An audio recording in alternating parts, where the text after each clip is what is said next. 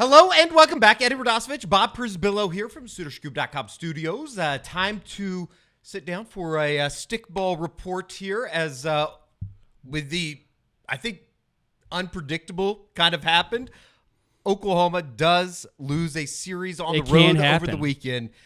First time in 13 years, correct? Yep. First time since 2011 that Oklahoma, and I believe first 3-game series ever in Big 12 play because they were playing 2-game series back in 2011, which is just, it's insane to think about. By the way, welcome back to the SoonerScoop.com studios. A somber day across the country on what should be a joyous occasion with the start of the Masters and all that kind of stuff. But we lost a good man today. Orenthal James Simpson dead at 76, I believe. Unbelievable, Bob. I could not wrap my head around that this morning. We're going to miss him. A very interesting fellow with a interesting past. Might have got away with murder. We don't know. He was found innocent, but sad news. Anyways, OU softball does go down to Austin over the weekend and lose a kind of a little bit of a stunner just in terms of everything started off so well on Friday night with a 5-2 victory. And then let's kind of work our way into what happened on Saturday, Sunday. Not without a little bit of controversy to end game 2, but just kind of your thoughts overall on what happened down in Austin. It's 5-0 through the first 6 innings on Friday. Kelly Maxwell's trying to get the complete game, and you start to see the fight from Texas. They got the 2 runs. They get the tying run up to the plate.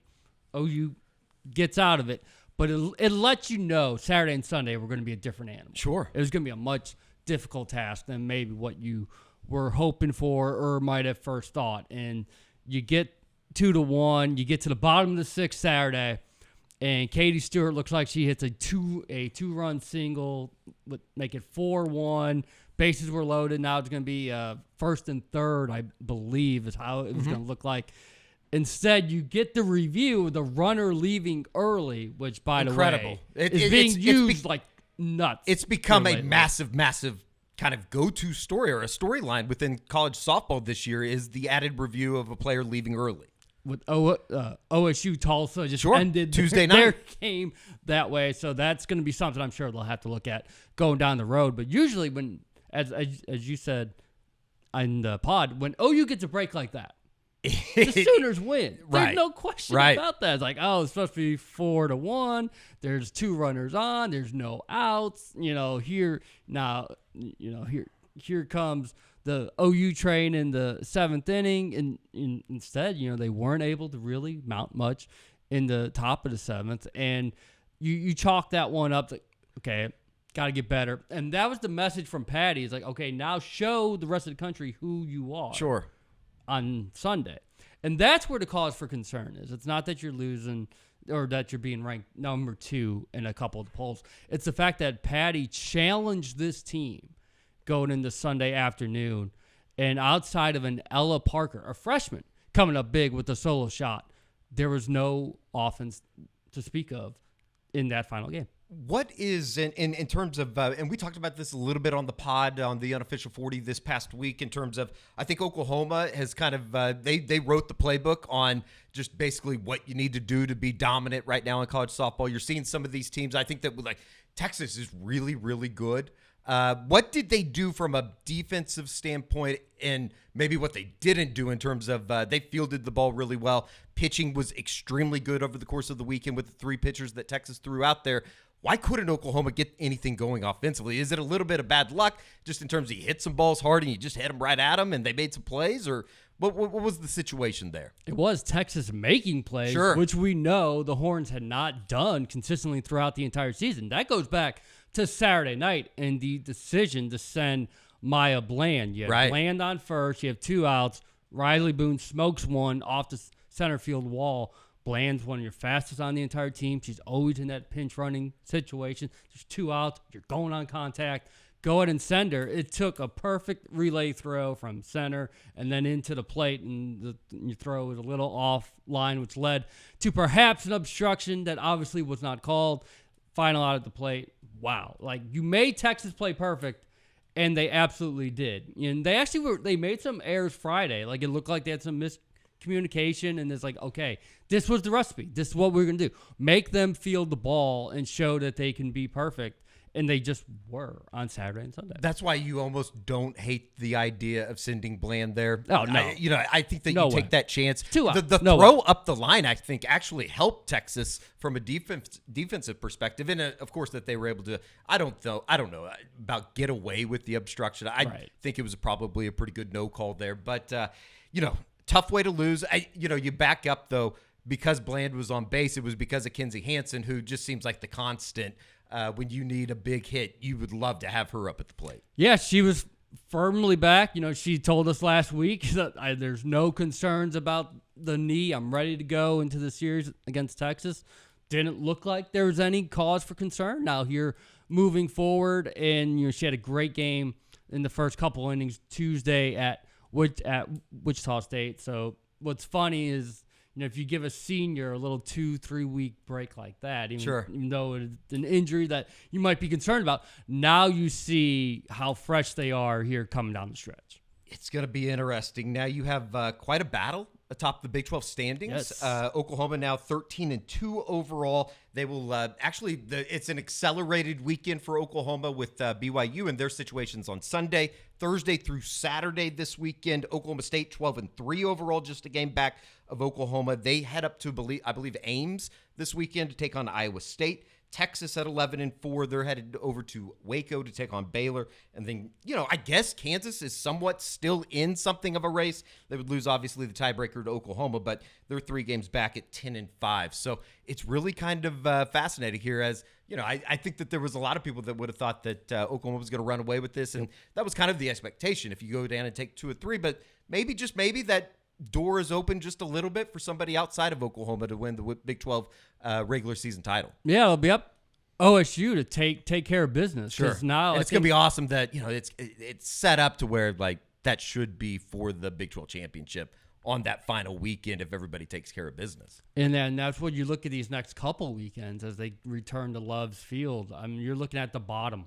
of the Big 12, the Cougars. Well, both Cougars, Houston, BYU, they're both coming in. Sure. And it's like this is supposed to go 6-0 with little difficulty. Maybe get a couple run rules in there. It seems like they need to get a little bit of mojo going offensively. You leave 8 runners on base on Sunday.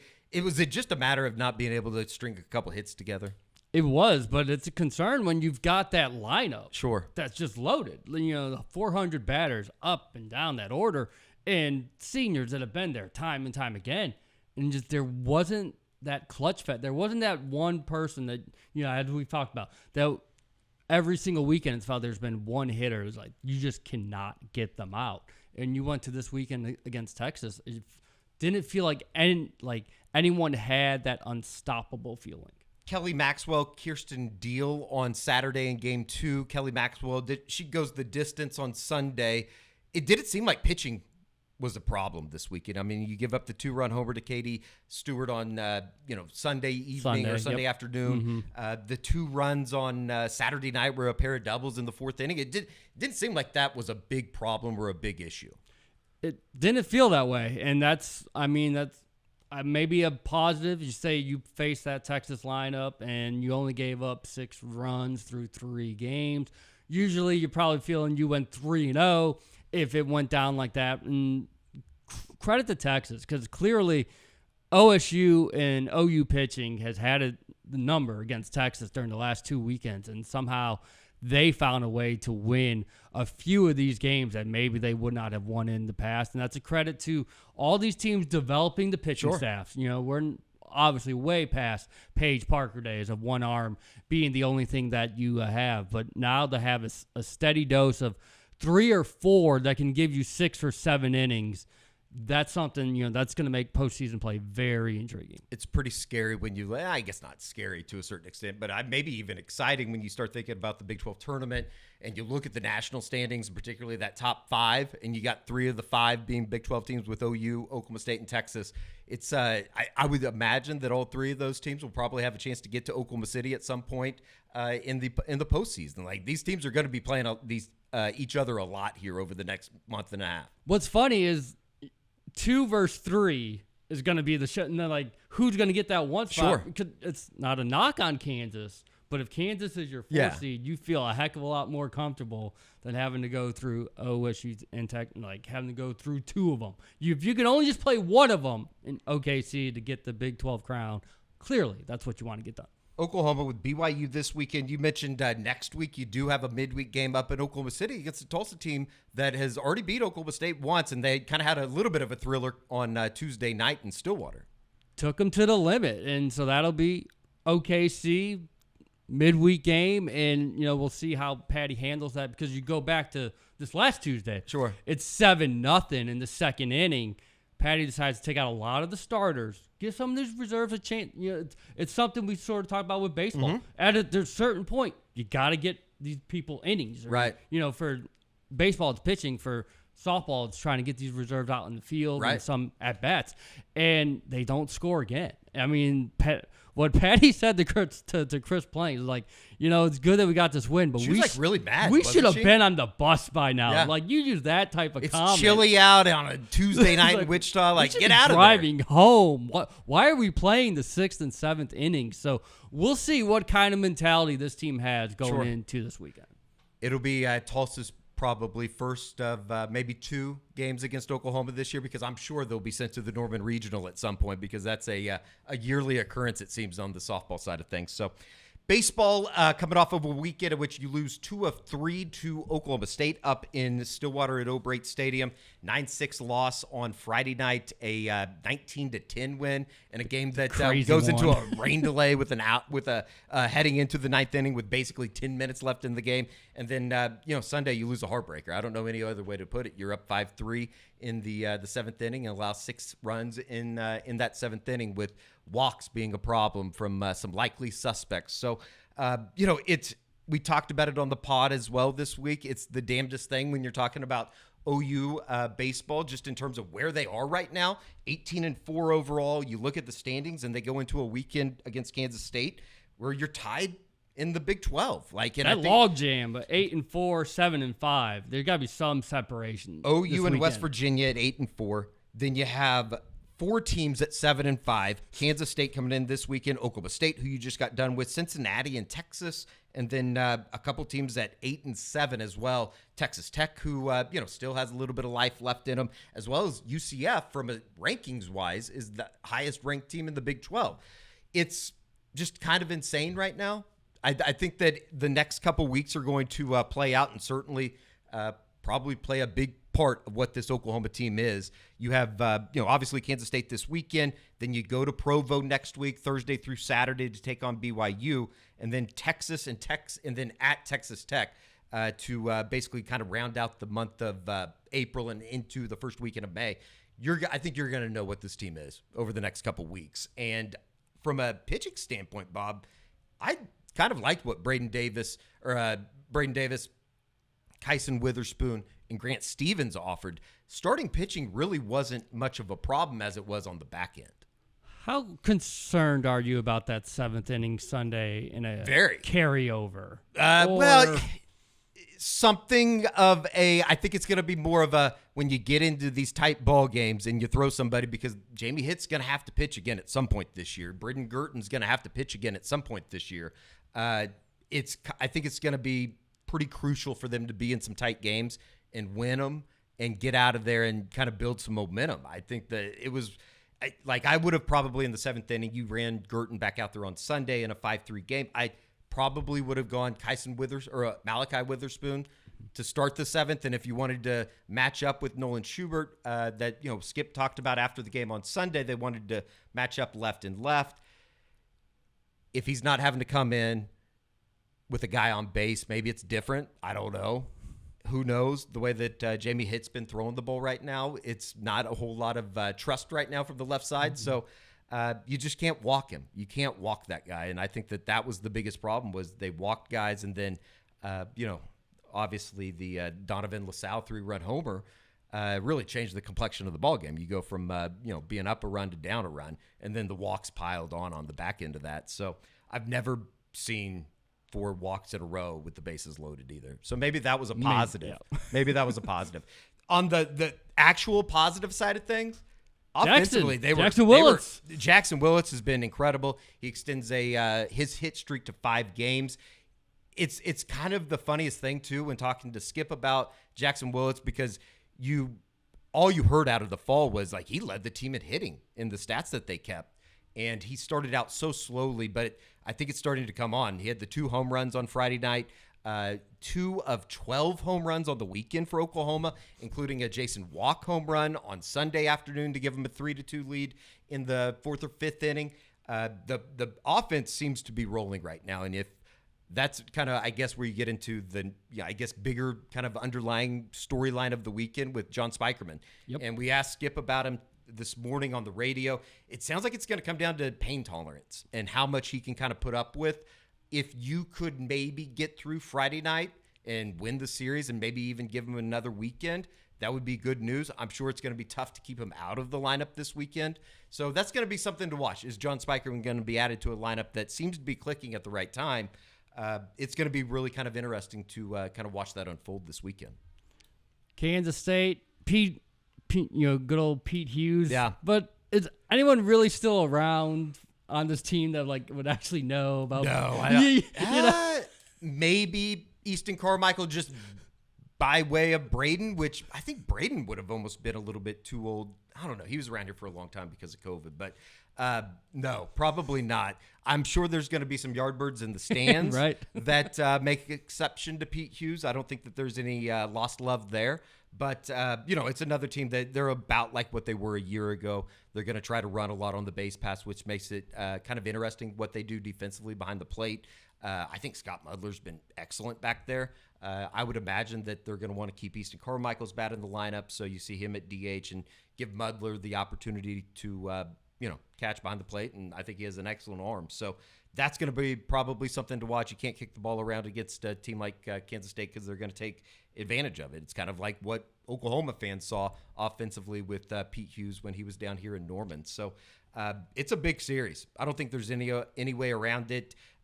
Just to kind of recap everything that went into Tuesday night's win over UT Arlington. OU was up 9-0 after the 4th inning, and it looked like an offense that really kind of continued on for what it was over the weekend. Not exactly the best homecoming for Aaron Calhoun, who's now down at UTA with Clay Van Hook, the former Oklahoma assistant.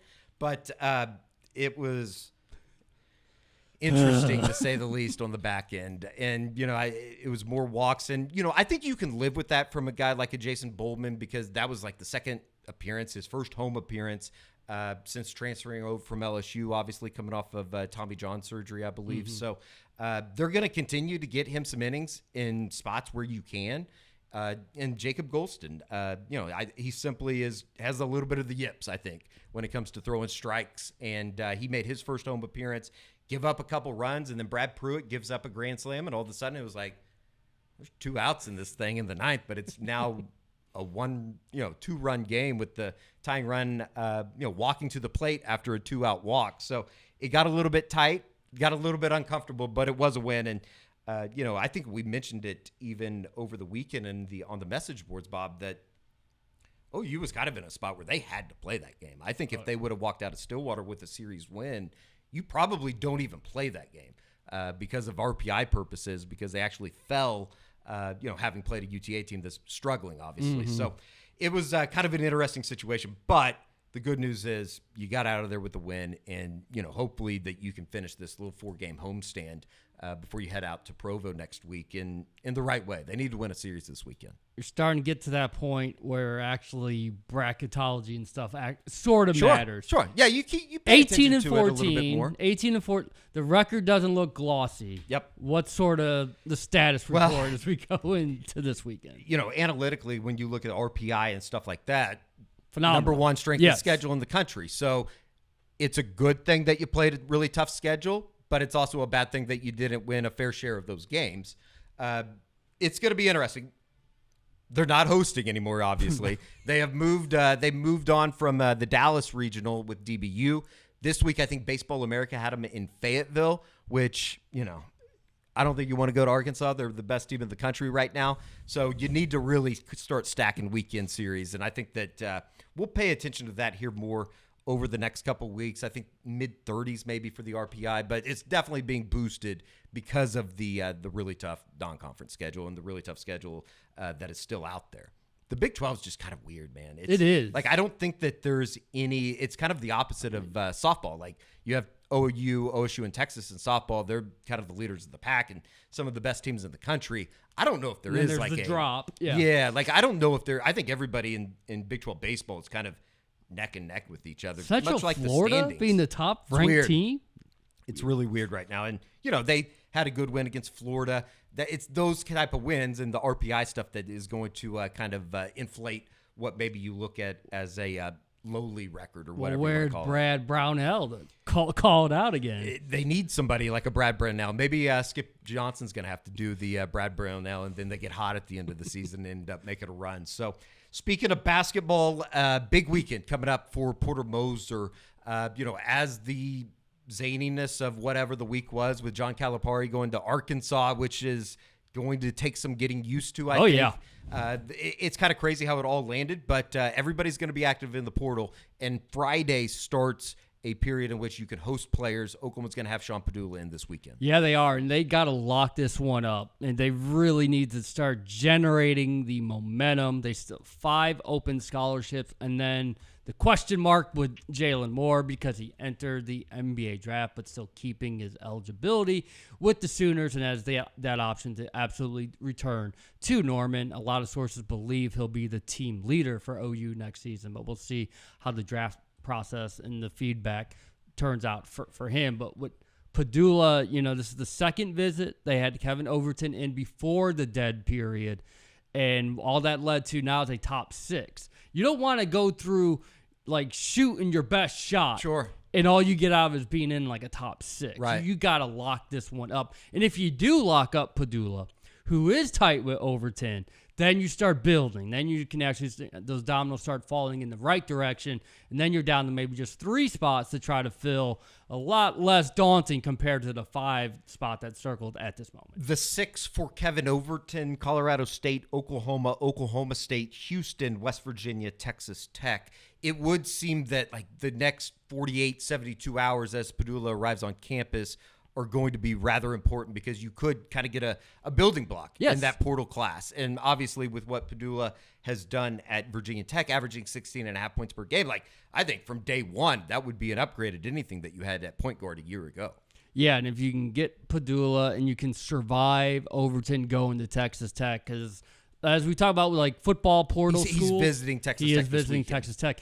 When you look at basketball portal, it used to be Memphis, Arkansas, Texas Tech. Well, if you're going against those 3, good luck to you. A little bit of oil money out exactly. in Lubbock. So if they survive the Overton visit to Lubbock, then you feel a heck of a lot more confident. I know there's other schools in that list, but most fields between OU and Texas Tech, and the Sooners have done all they can at this point. And so if they can get through this weekend, lock up Padula, then obviously you got to start getting some bigs. I still don't feel that confident with any sort of center or power forward at this juncture. That's got to change. It is changing as more centers get into the portal and the window goes to May 1st, so you're not hitting the panic button. You still got spring football game weekend, which is something Porter has tried to make a big deal before. Guys like Luke Northweather, Grant Sherfield, Waldo Suarez. Those have been guys that he's brought in during the spring football game weekend. So he likes to try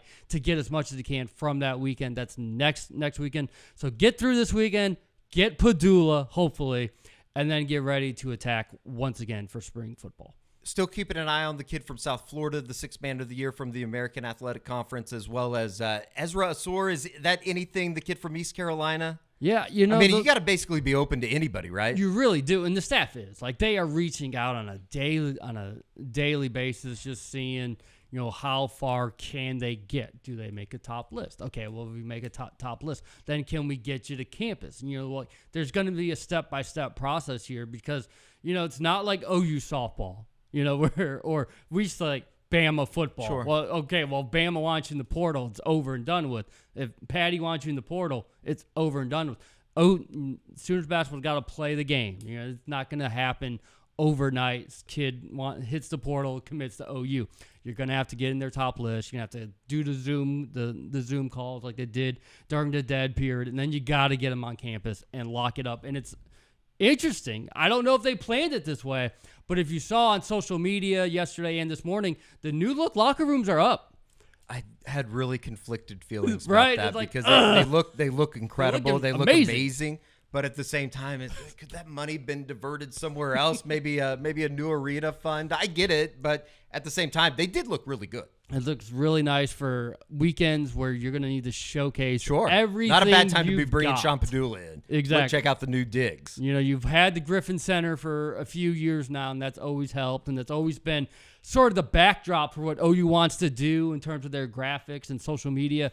Now those locker rooms look really, really nice. We'll see what Padula and maybe what some of the other visitors that come into town here in the future think of what OU is trying to do. How was the chat with Rivaldo Suarez on his, outro from the Oklahoma program?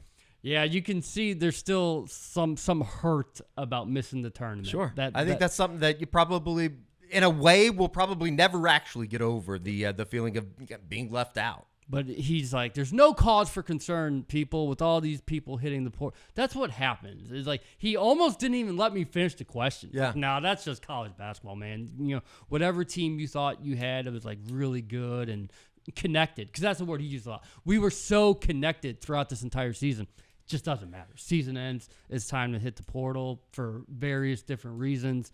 Obviously there's no ill will wished on any of those guys. As someone who's gone through it himself, he's like, it's not a knock on what Porter Moser's been trying to do or what he has done. That's just the way college basketball works. Like, this team was awesome. I had so much fun being with this group of guys, and he loved the passion and support from OU fans. And now he's just kind of resting. He said that ankle still bothers him today. It's been a month later. Yeah. So you can just try to imagine gutting out that process from Waco on, if we're almost 2 months removed from that and it's still bothering him. That's He's insane. Still just I can't imagine that he played on it. Working to try to get healthy, to get ready for whatever's next in the professional life for him. I think he'll find a spot somewhere, overseas maybe. Yeah. There's no doubt about that. No doubt.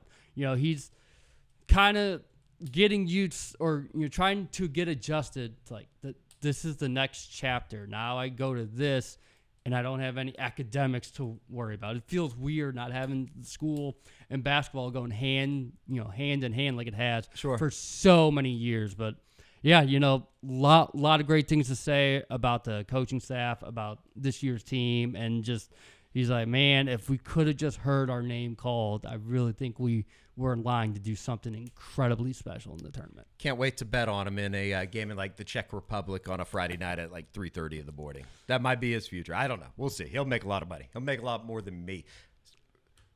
Were you surprised real quick about Scott Drew saying no to Kentucky? That's a big win for Baylor. And I'm sure it was a tough decision. This kind of goes back to Bama football. Yeah. You're like, oh, it's not that guy? Okay. And they ended up getting DeBoer from Washington. So now it's not Nate Oates. It's not Hurley. It's not Scott Drew.